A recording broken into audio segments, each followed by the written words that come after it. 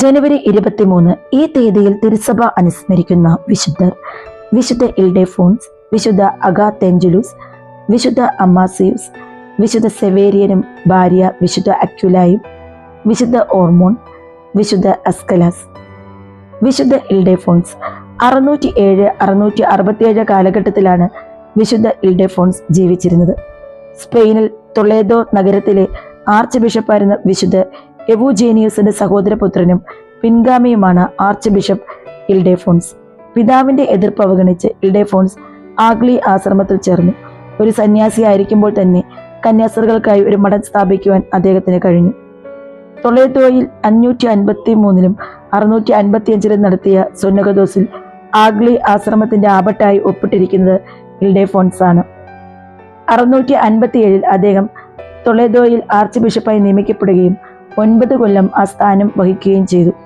Spanish ഗ്രന്ഥകാരന്മാരിൽ അതിപ്രശസ്തനാണ് ഇൽഡെഫോൺസ്. പരിശുദ്ധ കന്യകാമറിയത്തോട് അതിതീവ്രമായ ഭക്തി വിശുദ്ധ ഇൽഡെഫോൺസിനുണ്ടായിരുന്നു.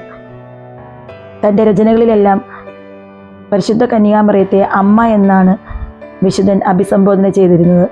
665 ഡിസംബർ 18 രാത്രി നടന്ന അത്ഭുതം ഈ തീക്ഷ്ണമായ ഭക്തിയുടെ ഭാഗമായിരുന്നു.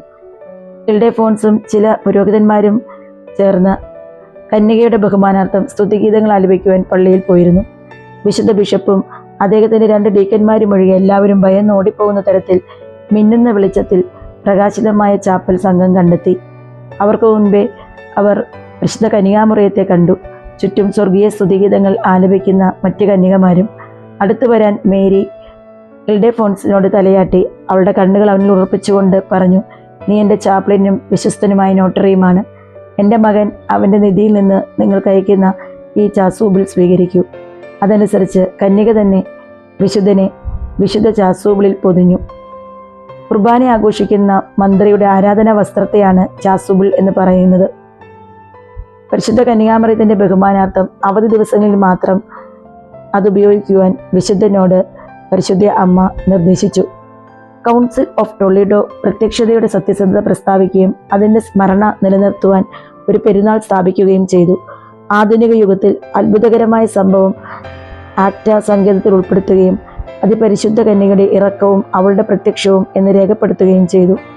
അങ്ങനെ 8-ാം നൂറ്റാണ്ടിൽ ആരംഭിച്ച ഇസ്ലാമിക അധിനിവേശം ഉണ്ടായിരുന്നിട്ടും നൂറ്റാണ്ടുകളായി തടസ്സമില്ലാത്ത പ്രക്ഷേപണം സ്ഥിരീകരിച്ച് യഥാർത്ഥത്തിൽ മുസ്ലിങ്ങൾ പുരാതന പള്ളിയെ ഒരു പള്ളിയാക്കി മാറ്റി. എന്നാൽ ഖുർആനിൽ ആരാധിക്കപ്പെടുന്ന മറിയത്തിൻ്റെ പ്രത്യക്ഷതയെക്കുറിച്ച് അറിഞ്ഞതിനാൽ അവർ ആ സ്ഥലത്തെയും കല്ലിനെയും പവിത്രമായി കണക്കാക്കി. കന്യകാമറിയം നൽകിയ ഈ പ്രത്യക്ഷതയും മനോഹരമായ ചാസുബിളും ടൊളീഡോ കൗൺസിലിന് അവളുടെ ബഹുമാനാർത്ഥം ഒരു പ്രത്യേക തിരുനാൾ ദിനം സ്ഥാപിക്കുന്നതിന് മതിയായ തെളിവായിരുന്നു. ചാസുബിൾ നഷ്ടപ്പെട്ടെങ്കിലും നമ്മുടെ വിശിഷ്ട ബിഷപ്പിന് പ്രത്യക്ഷപ്പെട്ടപ്പോൾ ഏറ്റവും പരിശുദ്ധ കന്യകാമറിയം അവളുടെ പാദങ്ങൾ അമർത്തിപ്പിടിച്ച കല്ല് ടൊളീഡോയിലെ കത്തീഡ്രലിൽ ഡിസൻ ചാപ്പലിൽ ഇപ്പോഴും വണങ്ങാൻ അനുവദിച്ചിട്ടുണ്ട്. വിശുദ്ധനായ ഇൽഡെഫോൺസെ, ലോകത്തുള്ള എല്ലാവിധ അഗതികൾക്കും അനാഥർക്കും വേണ്ടി പിതാവായ ദൈവത്തോട് നിരന്തരം മാധ്യസ്ഥം വഹിച്ച് പ്രാർത്ഥിക്കണമേ.